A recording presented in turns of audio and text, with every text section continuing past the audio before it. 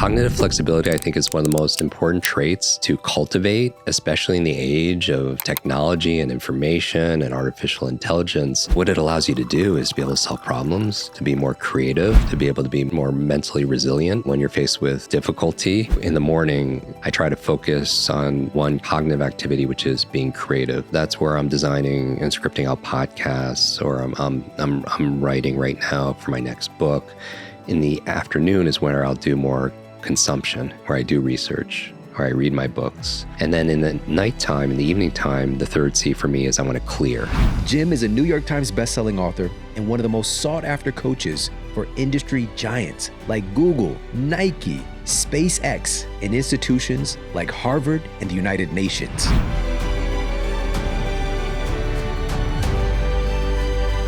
So you're well known for reading a book a day. All right, you have consumed a lot of incredible information and you've been able to process things and share it with the world in various ways. But a question that I have, we've got this huge innovation in audiobooks today. Mm-hmm. Do audiobooks count when we're counting the number of books that we're reading? So I teach people how to read faster, so it kind of helps to read a book a day. I read a book a day for 4.5 years. I'm not doing that now. Maybe 3-4 books a week. I would rather go a day without eating, honestly, than a day without reading. And because of my learning difficulties growing up, and I couldn't read. My teachers would have been surprised if I read a book, much less wrote a book. But I love audiobooks. I'm a fan. There are some differences though. So I'm sure some people listening, they prefer audiobooks. They're very convenient.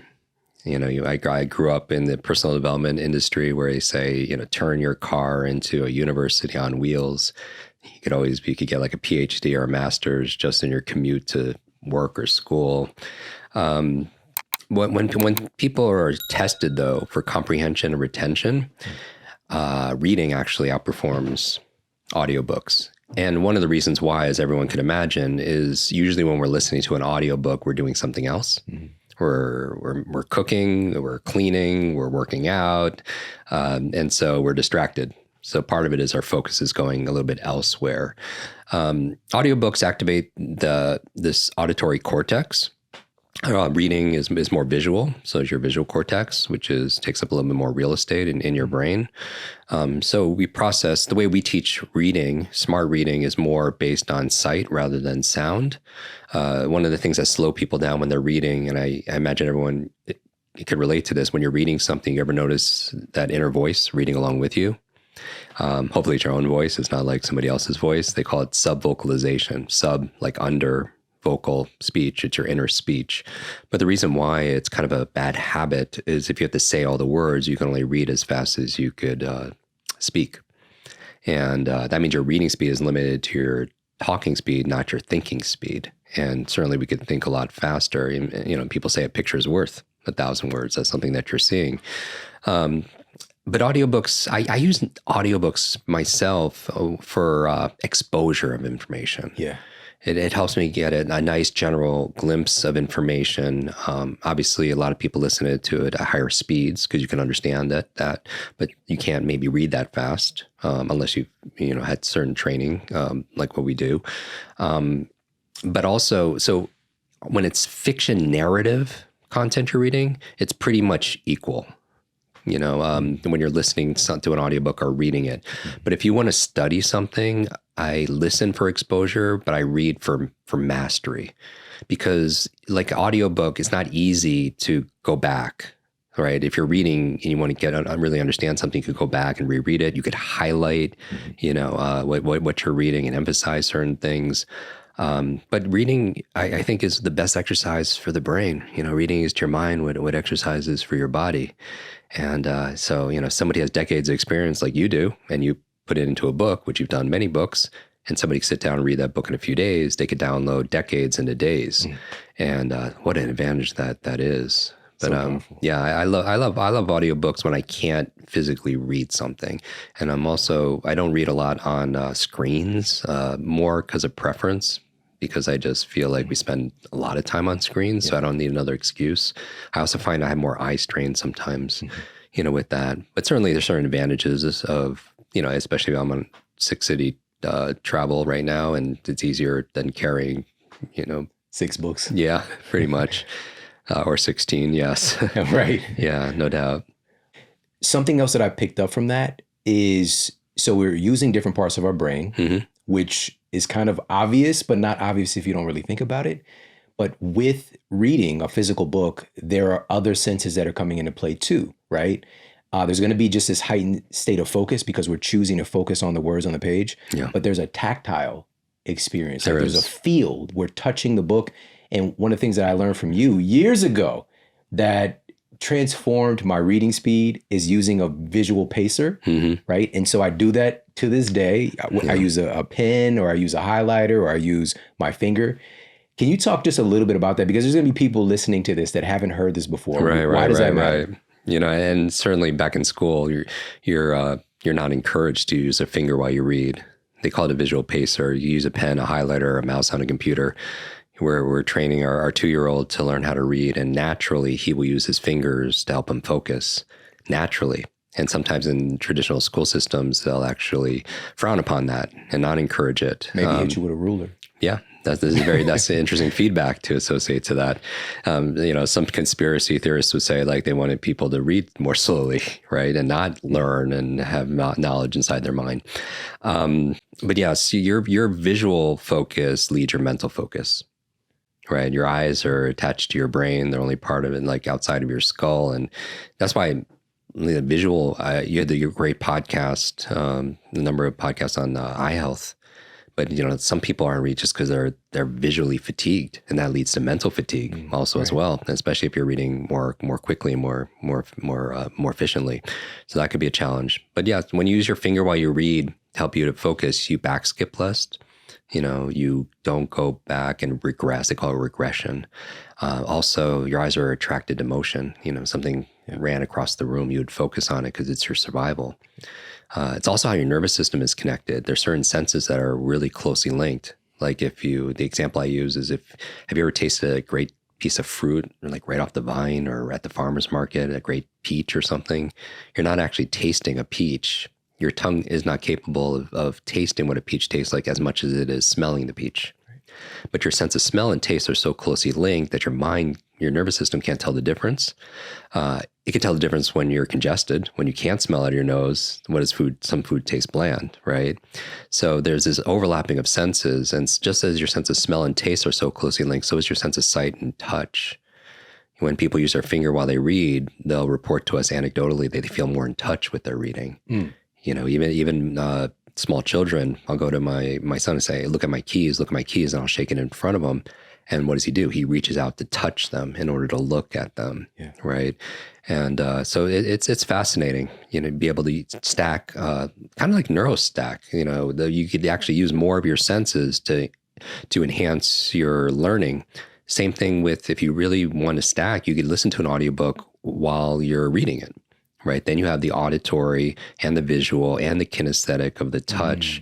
And that will lead to more activation of your nervous system. So you're going to retain and understand it better. It's more comprehensive. I love that. And I've done that several times. Like I'll have the audio version of a book and I might go through the audio first and then read it. Yeah. But usually it's the other way around. Right. So I'll read a book to get that kind of very focused version. And then I put the audiobook on and just have that in the background if I'm driving or maybe, working out, just around the house doing stuff, and hearing the story is kind of like a refresher. Yeah. And you're hearing it a different way. Right. Exactly. Also as well. Plus there's that narration from whoever's reading, the author or whoever's reading it. So it's a little bit more personal.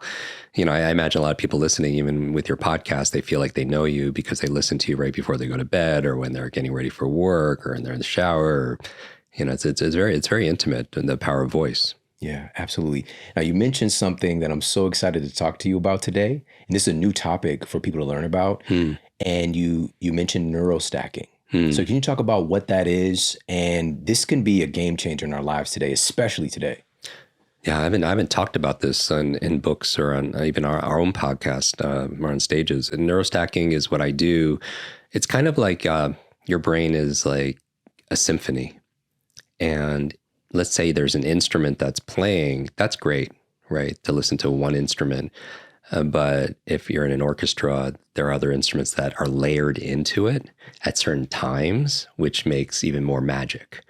And so it's really the science, the art and science of stacking certain behaviors and habits together to get even better results in a way that's more enjoyable and with greater ease. Right. So it could be as simple as an example of what we talked about, listening to an audiobook while you're reading the physical book at the same time. It could be, in the morning, what I'll do is I'll drink my water, because we can lose up to a pound of, water while we sleep through respiration and perspiration. And your brain is mostly water, as you know. Our mutual friend, Dr. Lisa Mosconi, talks about if you're just a little bit dehydrated, how it affects your cognitive health, your cognitive performance. But I'll drink some water and hydrate in the morning, but then I'll also stack, like Neuro Stack with it, like an affirmation, something simple. And if you look at, Dr. Moto's work, in Japan, where water, when the words that you put on the glass or you say changes the way it looks, on a molecular level, it's kind of interesting, whether that's true or not.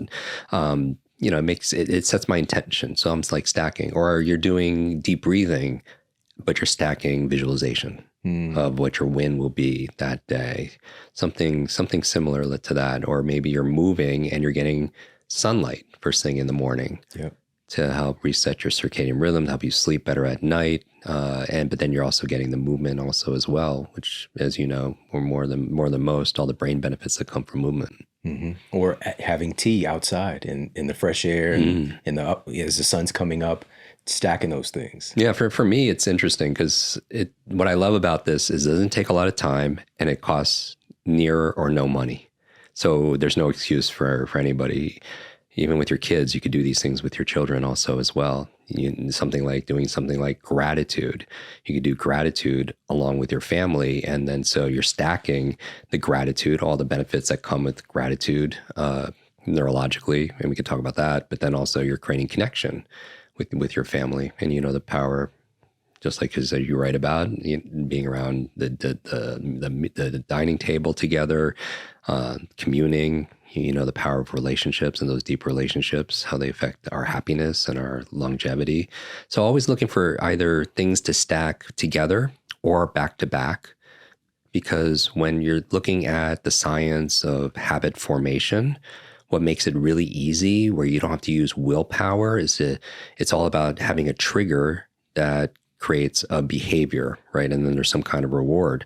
So maybe it is you're making your coffee as a trigger, and then the few minutes it takes for it to brew, you're doing air squats, right? That's your trigger. And then after it becomes a habit, you don't have to think about it. You don't have to use decision fatigue, right? You don't have to utilize all that, any kind of willpower. It's just habitual. And so they say that first you create your habits and then your habits create you. The challenge, and they say 40% of our behaviors each day approximately are habitual. But where do we design those? And especially the habits or the routines first thing in the morning and before you go to bed, because that's usually what you can control. Once you're in the midst of the day, there's fires to put out and there's family and there's might be a little bit of chaos. But I'm very, those bookends. Especially when I'm thinking about neuro stacking, I'm thinking about how do I stack things in the beginning and at the end of the day.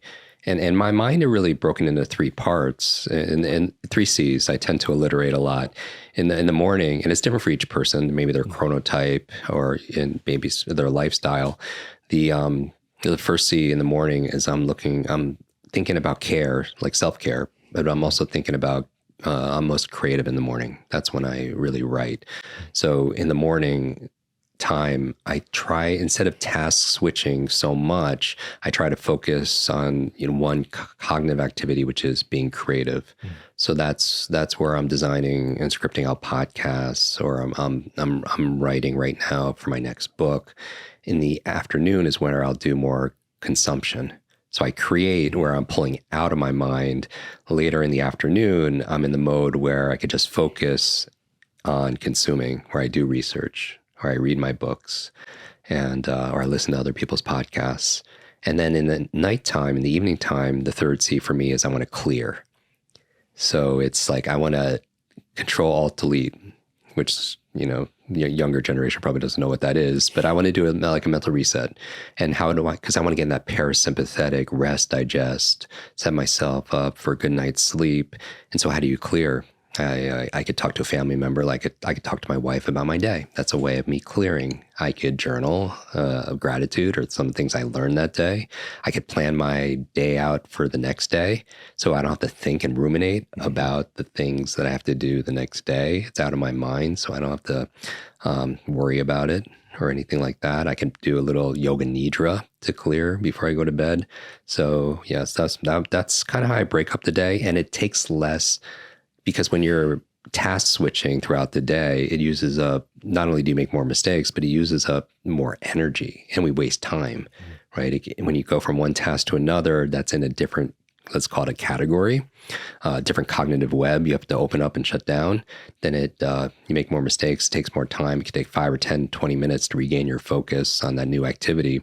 And it uses up a lot of glucose, you lose a lot of energy. And so if you want to be maximally efficient and be more limitless, we can be more intelligent and more deliberate, more intentional with the choices that we make. And so neurostacking is about taking those good habits and either putting them back to back as triggers or doing them simultaneously to activate kind of like they say in science, right? Neurons that fire together, they wire together. So you can be listening to a book and reading it, and you have this synergy, this deeper integration. So powerful. I love this. You mentioned briefly there gratitude. Mm-hmm. And there's a lot of science on this now. It's remarkable for what it does for our overall health. But can you talk a little bit specifically about what gratitude does as far as our brain is concerned? Yeah. I really think that gratitude is the memory of the heart, if you will. That we're not always logical, but we're biological. And gratitude, where in a world where there's a lot of fear, there's a lot of unknown or uncertainty, I think gratitude is very grounding. It calms your nervous system. For me, it's a way of getting to that parasympathetic rest and digest where I could restore better. Sometimes when we're in fight or flight, we don't make the best decisions, right? We're stuck in talking about the brain kind of in our survival brain, and it holds you hostage from your executive functioning, your problem solving, your ability to be creative, your ability to vision new things. Because when your amygdala is set off, then you're under threat, right? There's saber-toothed tigers everywhere. So I think gratitude is a wonderful way to calm down your nervous system, to slow your heart rate also as well. And, and the simple exercise I do to be more grateful is something like, if you want to feel wealthy, count all the things you have in your life that money can't buy. If you're blessed to have any of your senses, like, what would would there be any price you would take to be able to give that away, or what if the only things you had tomorrow is another mental experiment. What if the only things you had in your life tomorrow were the things you express gratitude for today? And it just lands different, right? And that the expression is what's important. You can't just like mentally, oh yeah, I'm glad I have a place to live and a job and people in my life. But when you feel it, it just changes. So do you have some kind of gratitude practice yourself, or prayer, or like at the dining table, or what does that look like? Of course, that's how I start off my meditation. After I do, maybe do some breath of fire, maybe, just do some kind of breath work, then I'll sit for a bit. But once I get into more active versions of it, gratitude is the first thing. Been doing that for many, many years. And as a family, whenever we sit down to eat a meal together, we go around and share 3 things that we're grateful for from that day. And we've been doing that for years as well. And truly, especially when you're dealing with a negative feeling, situation, emotion, gratitude is it's like an antidote for so many things that we deem to be negative. It's just like an instant perspective shift. And so it's like a muscle though too. You know, sometimes being able to tune into that gratitude station can be a little bit difficult if we haven't trained ourselves, but it can really help to pull us out, reframe. And also, as far as that family context, it's like it's a unifier. You know, it gets us talking, gets us thinking, and starting to also search through the day unconsciously for things to be grateful for, because we know we're going to be talking about it later. You know, it's just so many. There's nothing but upside when it comes to gratitude. So it activates that. We've talked about in previous episodes, that reticular activating system, that RAS, where you start observing things that you can appreciate more, and you start seeing that. Just like when those exercises where they say, you know, close your eyes and think about everything around you, that's the color green, right? And then you think about, you don't seal up, and then you open your eyes, you do. And then you say, okay, close your eyes, what's red, right? It shines a spotlight on those things that's always there, because our brain primarily is more of a deletion device. Because if we let everything in, we'd be overloaded and overwhelmed. But what we decide to let in are things that we're interested in, things we have questions about, the things that are important to us. And I think gratitude is the primary emotion for creating or manifesting anything you want in your life. Because how many of us know people who have a lot of, let's say, a lot of material things, but they're not very happy. Right. Gratitude is the antidote for fear, for stress. And when we're in that state of appreciation, I feel like we perform better. And, even giving is another part of it. When you give, you teach your nervous system that there's enough. And so being very intentional. And what you just did at that meal, you're doing neuro stacking, right? You're eating a healthy meal. You're communing with people that you love, and gratitude is grounding. So it's like stacking it. So it doesn't take necessarily more time. And it's not just what you're doing, it's what you're not doing. Where most people are working while they're eating, and that puts them in a stress state. They're in the sympathetic state, so they're not digesting. So it's not even just like what you're eating. Of course, you want to eat the best foods possible that are nourished, because what you nourish flourishes. But it's also, when you're eating and how you're eating it, because a lot of people are not even tasting their food nowadays because they're just focused on whatever else there is. Yeah. Wow. And by the way, shout out to everybody who's watching on their phone right now and eating. Yes. Thank you for having lunch with us or dinner, whatever the case might be. But that's a neural stack as well. You can do it intentional and be able to, sit with people who are virtual friends and mentors from afar, things that we could never do before. It's such a blessing. Yeah, and with those mentors too, if there's conversations, then you're getting the novelty and the nutrition at the same time, right? You're learning and building that, making those new connections. Because neuroplasticity, right, which is the phenomenon of our brains, our nervous system's ability to make new connections, right? We could think new thoughts. We could have new feelings. We could change our beliefs and the way we look at the world. So it requires novelty, like building a muscle, right? You give it some kind of stimulus, some kind of novelty, you work it out, and then you give it the proper nutrition to build. Same thing with neuroplasticity, novelty and nutrition. So having great discussions around meals is you're getting your nutrition while you're getting the novelty of new ideas. So you're feeding your mind and your body. We've already covered so much to make our brain stronger, but just like our physical body, our brain also needs flexibility. It's something that we can develop that can help us to be more resilient, that can help us to perform better. And this is something I'm so excited to talk to you about. Again, having access to you and insights like this is priceless. It's changed my life like 20,000 times.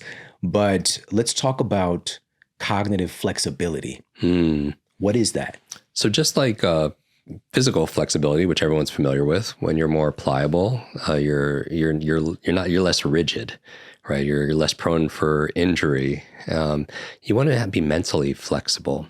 Cognitive flexibility, I think, is one of the most important traits to cultivate, especially in the age of technology and information and artificial intelligence.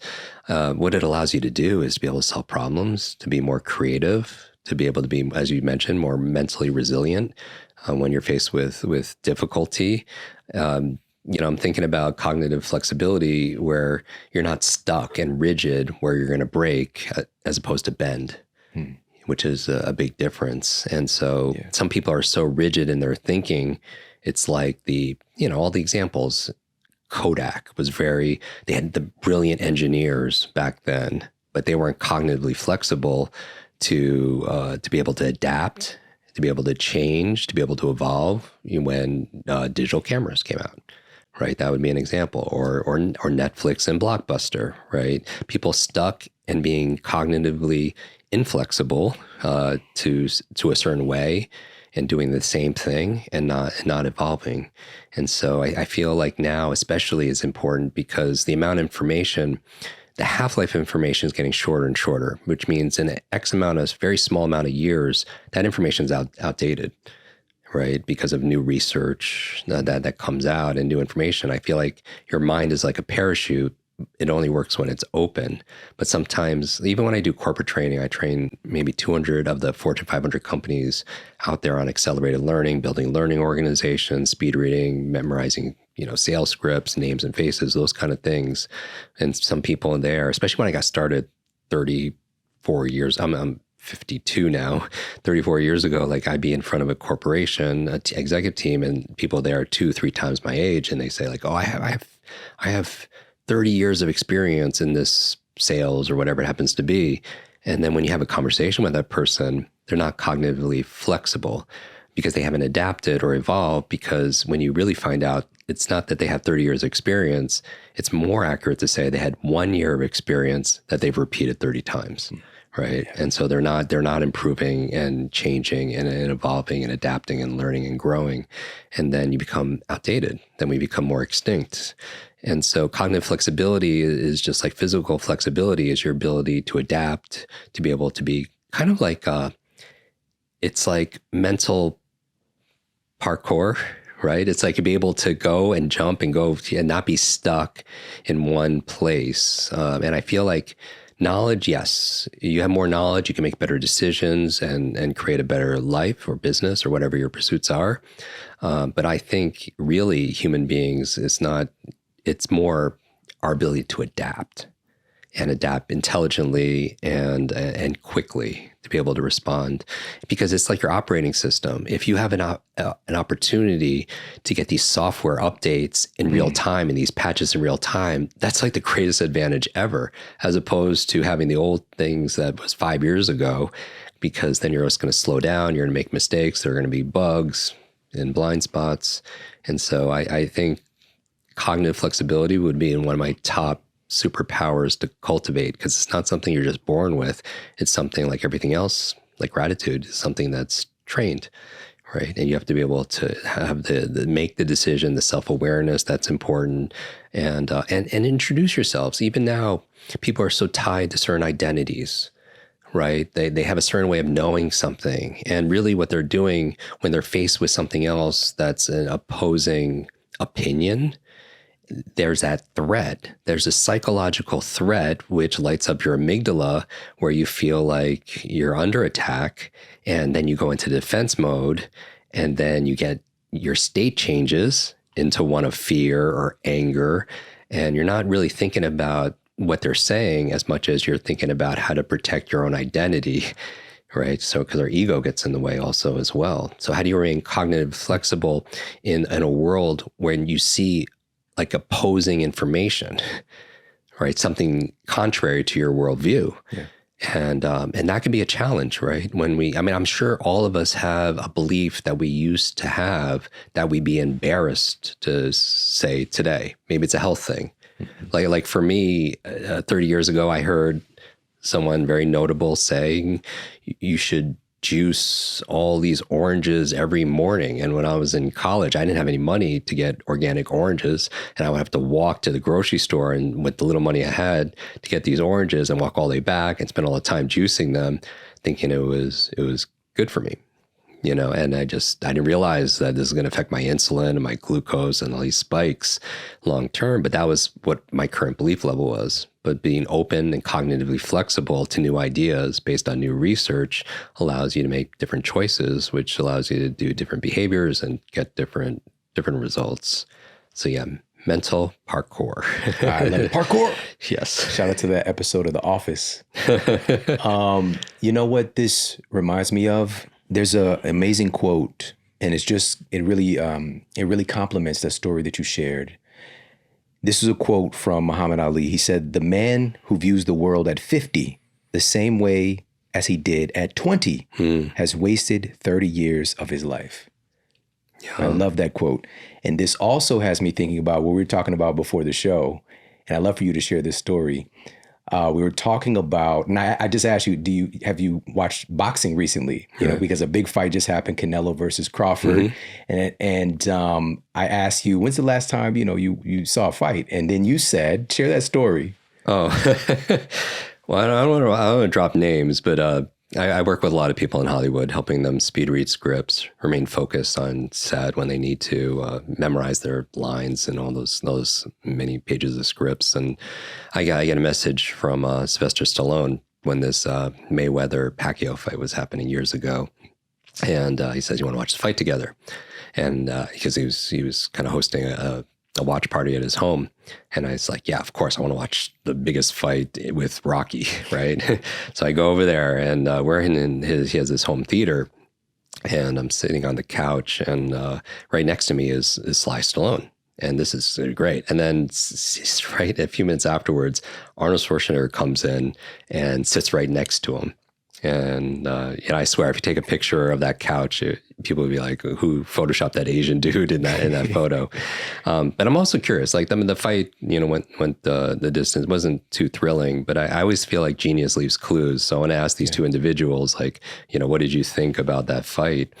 And I was like, what's the difference between somebody at that level and somebody like an amateur? And because I feel like wherever you are in your stage of growth, it's just important to remember that every professional was once a beginner, right? Every expert was once an amateur, right? And we're just showing up every single day and growing, and we all start, in kind of that place.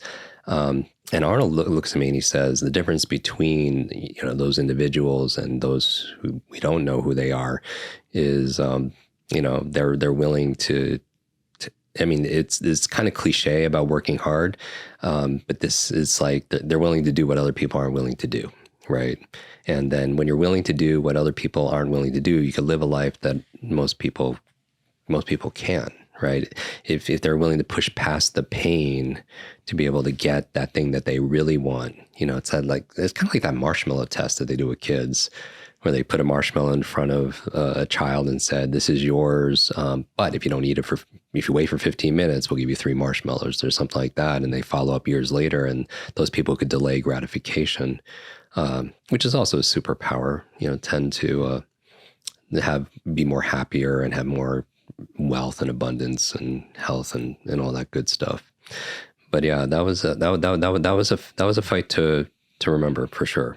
Incredible. So basically, also, you don't be watching fights. No, I don't. And just to be clear, obviously, boxing and fighting is not good for your brain at all. To be absolutely clear. And I'm honestly kind of torn because I enjoy, I go to an occasional UFC fight. I like seeing people in sports, especially because I think there is a great metaphor.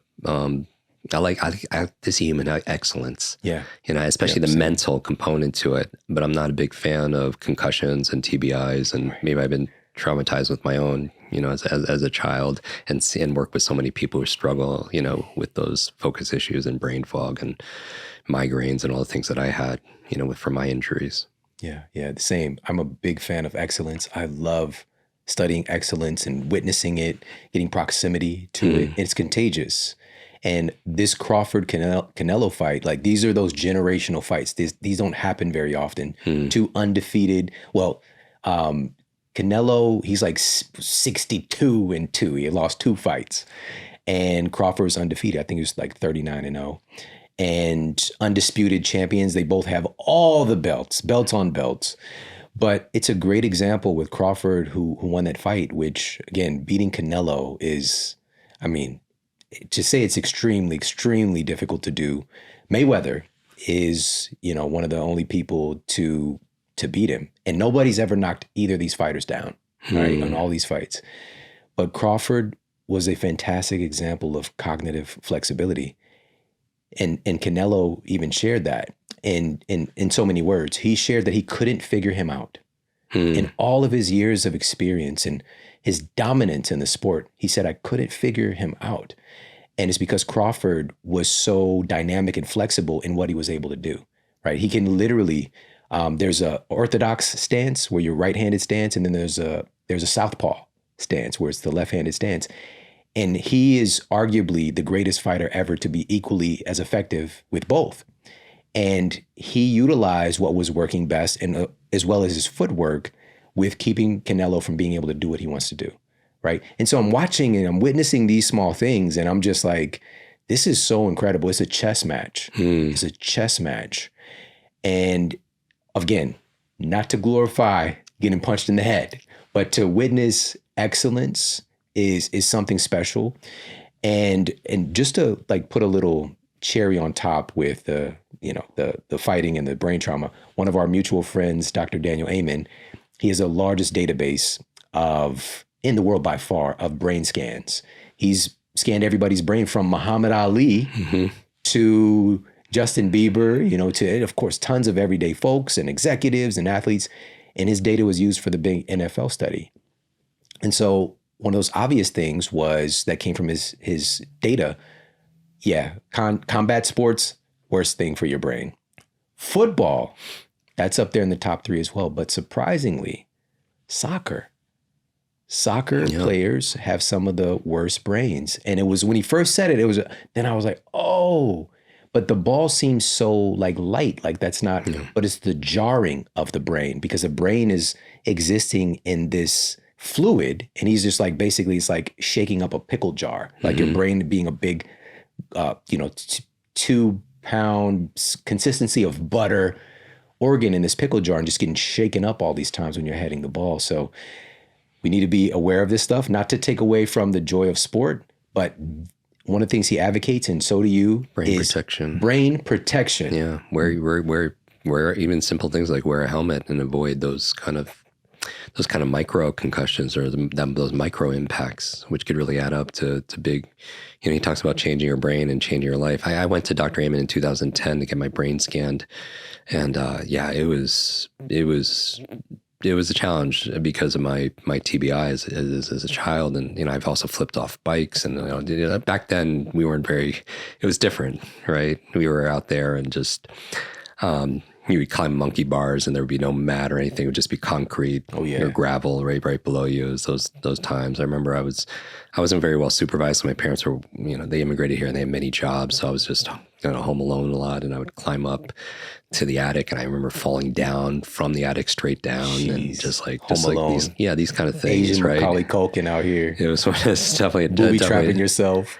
Yeah, we definitely have to protect our brain. But it also affects our cognitive flexibility, because, the brain is very resilient, but it's very fragile.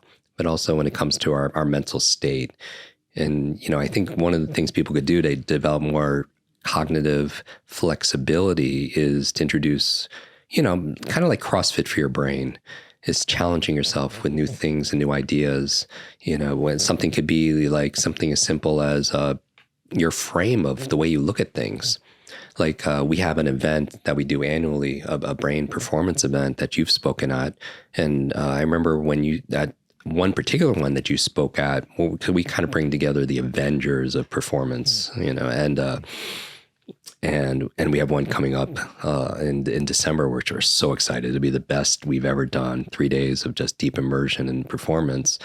But this one, Quincy Jones was there, and I pulled him out of the audience, and a legend.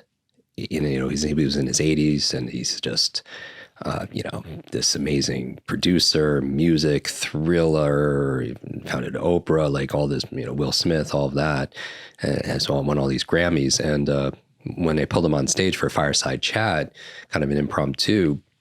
It was like, I was asking him, like, everybody knows your successes, We Are the World and all this. I want to know, like, about your problems. And I don't know if you remember this, but he said that I don't have any problems. I'm like, what do you mean? Like, everybody has struggles and problems. And he's like, no, I don't have problems. I have puzzles. So that would be a reframe. That's being more cognitively flexible. Because all of a sudden you put a new label on something and you perceive it completely different. I'm like, wow, like that was a big aha for me. You can even, if we have the video, like my face changed because I've never looked at problems the same way, because problems is something you dread, right? Problems is something you have to deal with, but a puzzle is like, at least when I grew up, puzzles were like fun. They were challenging. There was a solution to it, right? So you could change the frame, and that helps you become more cognitively flexible. It opens up more options, more solutions. And another one is just leveraging these micro stimulus where you could do something different. Like I've been talking about this for 30 years. Try when you're brushing your teeth, use your opposite hand. That helps you to be more cognitively flexible. You're challenging a routine. And it's not just potentially, it's engaging a different part of your brain, right? These cross-laterals, that one half of your brain controls the other half of the body. God forbid, somebody has had a stroke. If it happened on the left side, maybe they're paralyzed. They're going to be likely if there's any paralysis on the right side, right? Because one half of the brain controls the other half of the body below the neck. But it's not just that, it's just not the mind-body connection. It could be a body-mind connection where using certain parts of your body could stimulate different parts of your brain. I think that's why the cross-laterals are so important. So important for children to learn to be able to crawl. Because the number one reason you have a brain is to control your movement. And as your body moves, your brain grooves. So something simple as brushing your teeth with the opposite hand, okay, so potentially it's activating a different part of your brain, or maybe even using your opposite hand while you're using a visual pacer, going back to reading, could challenge a different part of your brain. But not only that, it's two other benefits of doing it is it forces you to be present. Because if you never brush your teeth with the opposite hand, you're not going to do anything else. You're going to focus on that activity, right? So especially first thing in the morning, you get to flex your focus muscles as opposed to your distraction muscles, right? Multitasking while you're brushing your teeth. And then the other thing is, I think the biggest benefit, it becomes a gateway habit. Wow, I've learned to brush my teeth with the opposite hand. That's a new habit that I do now. What else can I add? What else can I do? So it actually can change my habits. I don't have to be kind of like, as a reminder that you could be the pilot of your mind, not the passenger. So like little things like that, challenging yourself to do new things. You could, if it's safe, to be able to do things with your eyes closed, with sensory deprivation, help enhance, your coordination, develop other senses. That'd be like a way of flexing your cognitive flexibility. Right. And also having conversations with other individuals that hold opposing views. So many of us, especially with algorithms on social media, we tend to see the things that we engage with the most, and it becomes this, this echo chamber where you just hear the same thing, you're validating, you see the same evidence. And so many people, because thinking is the hardest activity. What's the quote? Thinking is the hardest activity there is. That's why few people indulge in it, because it takes a lot of energy to change, our thinking for things. But generally, we're not looking for new ideas. We're looking to reinforce what we already know. And with algorithms, we only see that, but we don't see the opposing view. And then when we are in a conversation with somebody and they have, and there's this whole idea where you could have your strong convictions loosely held. Not my idea, right? It's just this idea where if you're presented with new information or new facts or new research, that you're open to that. But sometimes we get defensive, like somebody has an opposing view in politics or some other area, which, there's a whole stressor and fear around that. But when you feel like your amygdala is on fire, right? It's on fight or flight because you feel like you're being threatened. And then it's how do you create psychological safety when you're communicating to somebody that you care about and you're holding this like deep emotional like charge over some thing, some situation or some ethos. And that's why I think it's so important to negotiate to make that person feel safe, right? Because it's really hard to change them with new ideas. Or another thing is somebody holds an opposing idea, get curious yourself. Like if you had to argue for that point of view for 5 minutes, what would you say? And so you get to exercise your own empathy. And you also, through mirror neurons, you demonstrate that this is okay to, like, when you're talking to somebody with an opposing view, that you're vulnerable, that you're curious, that it's humbling because we don't know it all. And that makes them feel more safe also as well. And then maybe instead of spewing facts, which is because people are just going to just delete and distort to reinforce what they already know, right? That's part of the human condition. You could talk about stories, which tend to be more, the narrative tends to go in easier. Talking about, when you talk about stories, and we used to be talking about storytelling to be able to remember things, like the greatest teachers in the world used parables and metaphors. It just allows people to feel a little bit safe and open to new ideas. And you don't have to switch somebody. Let's say you want to talk to somebody who's cognitively inflexible. You could demonstrate your own flexibility, entertain that nobody is 100% right, but nobody's 100% wrong. You could get curious, which is a superpower, because that keeps you learning and growing. And when you're talking to them, you don't have to switch them to 180 degrees. Maybe just try to shift their perspective even 5 degrees, a little bit, and start building some momentum and some kind of mutual understanding. Can you find understanding within yourself? Try to understand them, where they're coming from, their perspective. Ask questions, especially with our own cognitive biases that we all have. Mm-hmm. That's something that I'm so grateful. I don't know where it came from, but I have this check-in with myself, occasionally, especially when I start to, it's kind of like that Mark Twain quote, when you find yourself on the side of the majority, it's time to pause and reflect. Mm. And so questioning my biases, questioning what I believe to be right, and just inquiring. And I think it's healthy because it keeps you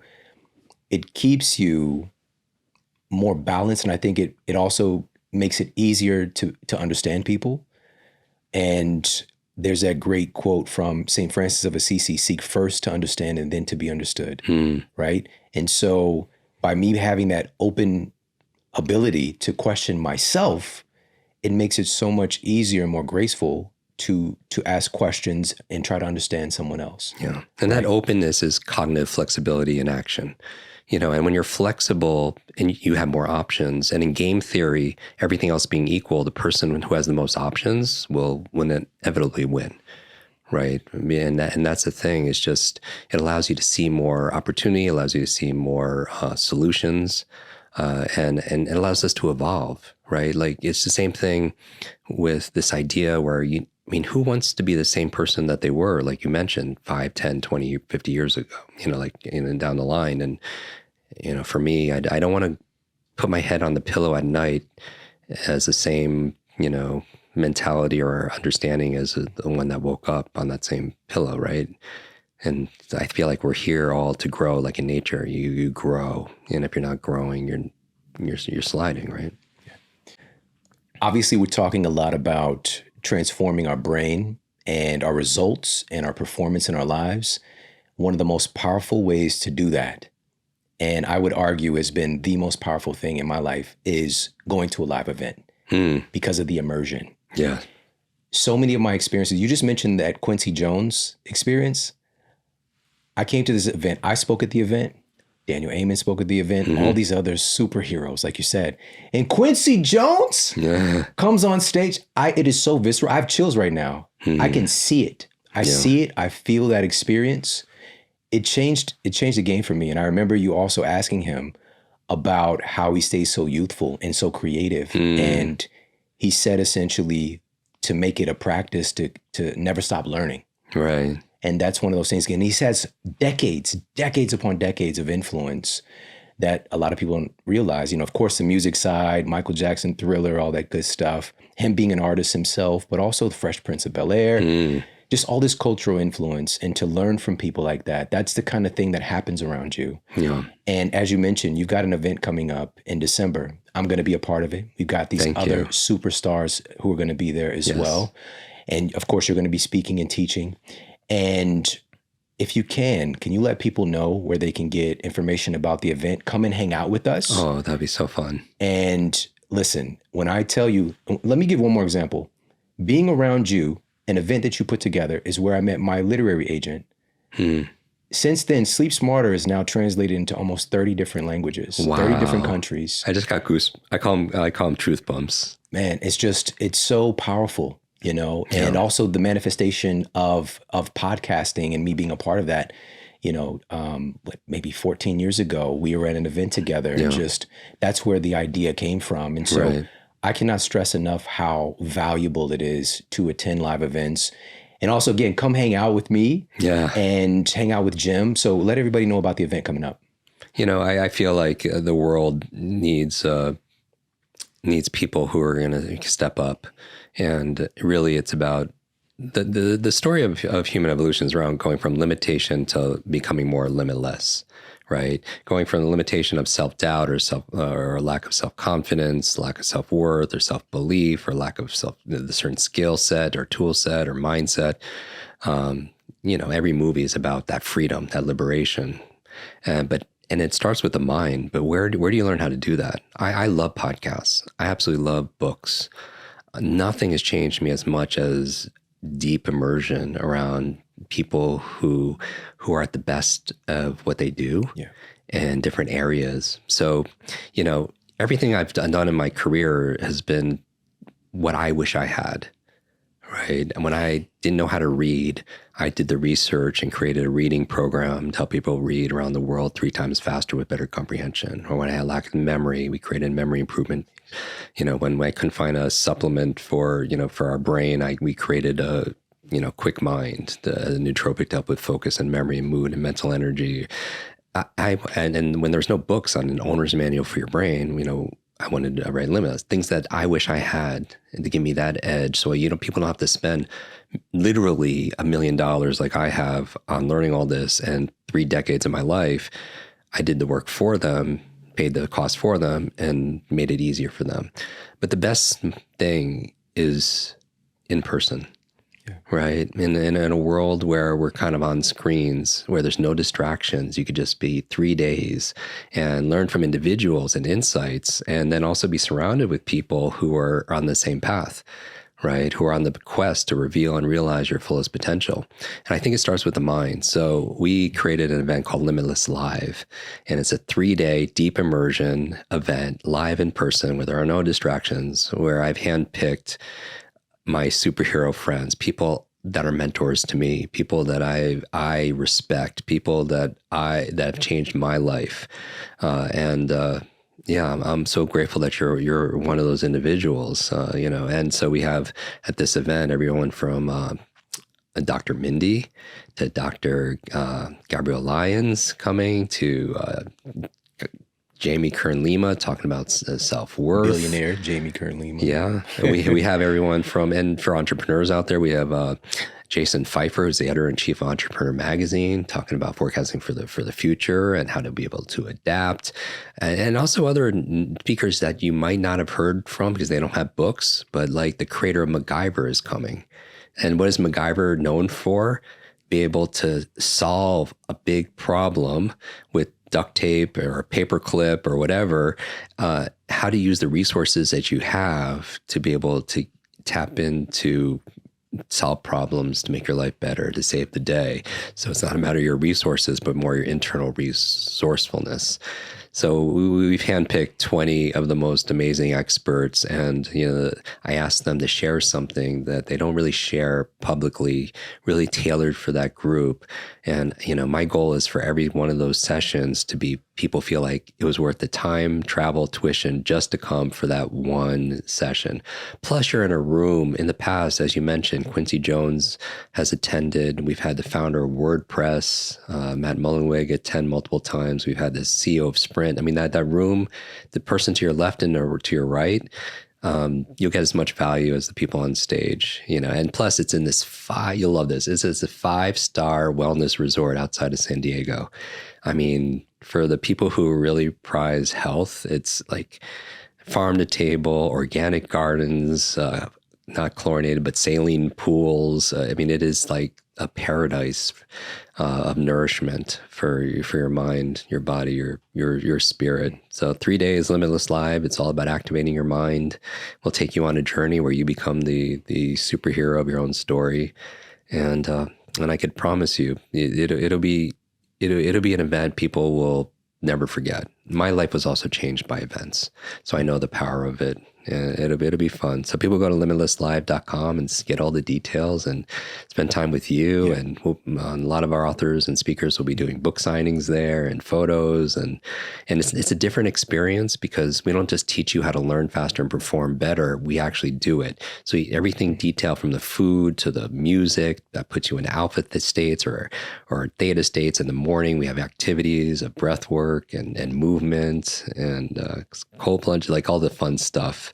But, I believe that one step in another direction, right, changes your destination or your destiny. And we want people to come here to leave feeling limitless, to really win in 2026. So, yeah, it's going to be a blast. It's going to be so much fun. I mean, we have there's just so much experiences there. In the past, we've set up ping pong tables, and Dr. Amen has challenged a lot of people. We bring in like chess players, and we do. It's an experience you'll always remember. Yeah, I can't wait. I cannot wait, man. Again, I just thought about while you were sharing that, I thought about somebody else who attended the event, and he came as an attendee, and he was a little known actor at the time. And now he just played Mr. Terrific in this new Superman movie, right? So it's just like the most incredible people come there and their lives change. Like it changes the course of your life being around you, man. And I'm so grateful for you. I share this all the time, but I don't think you are ever going to understand how important you've been in the trajectory of my life. And I'm so grateful for you, man. And it comes from such a good place. And you really are about that life. You show up and you deliver and you give. And I'm so grateful for you. And everybody. I feel the same way. I mean, I'm echoing something that I know all your listeners would agree with.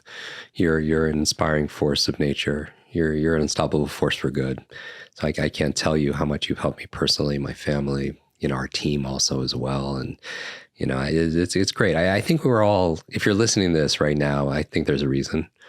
And certainly that there's a version, I want to remind people that there's a version of yourself that's patiently waiting.